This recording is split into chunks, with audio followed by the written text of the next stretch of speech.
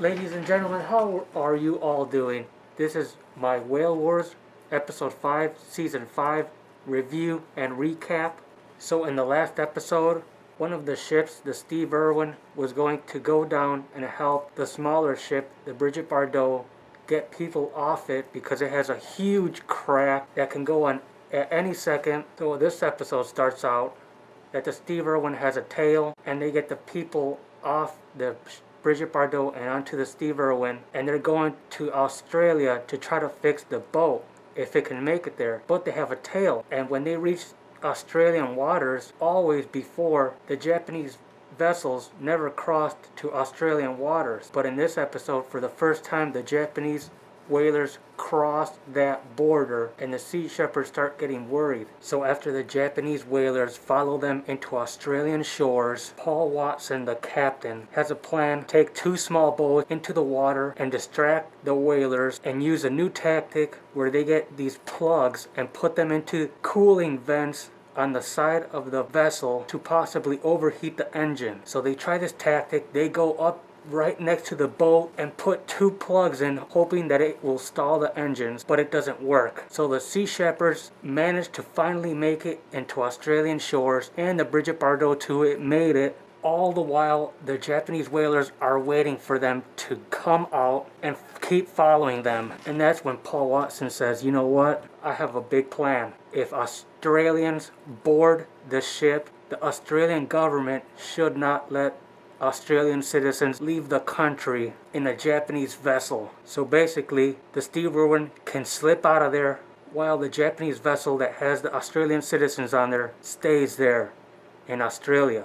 And then in this part of the show, they do the flashback of the last person to attempt to do this, who is Pete Bethune. He is a legend. He did it after they sunk his boat, and he spent over 3 months in Japanese jail for it, and nothing happened to the captain that was driving the boat who rammed Pete Bethune's Audi Gill. But yeah, that guy is a legend. And Paul Watson is having a meeting with his crew and telling them the risks and everything, and that is his plan. And then, ladies and gentlemen, there is good news and bad news. The bad news is, after doing some investigation, Paul Watson finds out that the Australian government is most likely not going to stop the Japanese whalers from leaving if they have Sea Shepherd Australians. So that plan is gone. But there is good news, and this is where I review the episode. Just when you think things can't get worse, they get worse, because you can't script what happens in the sea.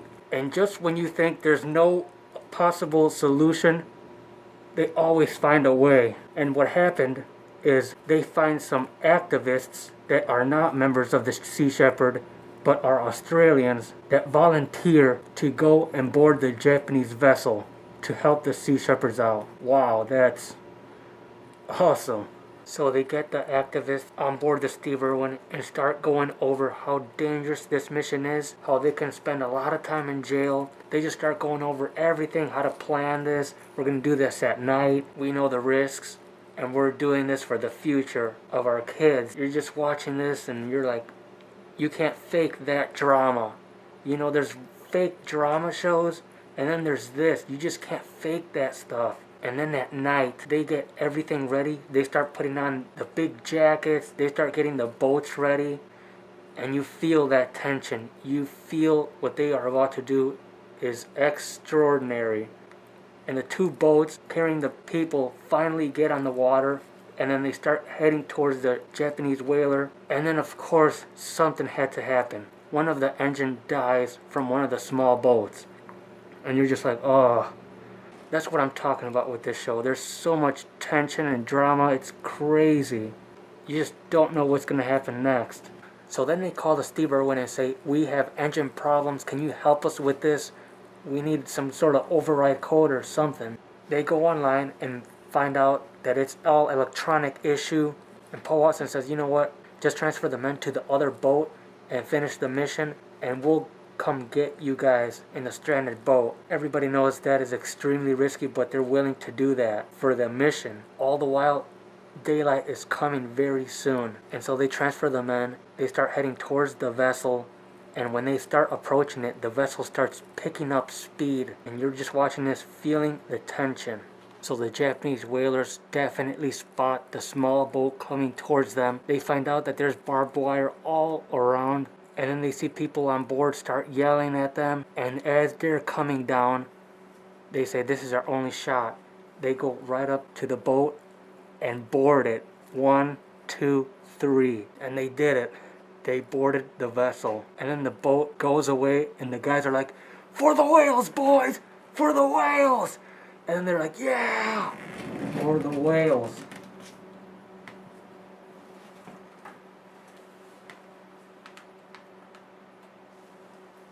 For the whales. Right there. For the whales, boys. For the whales. And then they leave them. They go off. They're like, yeah! Yes! And then the show ends. Whew! How good is this show? It's just amazing. Thank you for watching. Stay tuned for my next videos. I will be reviewing a lot more. Not just Whale Wars 2. Thank you. Whales.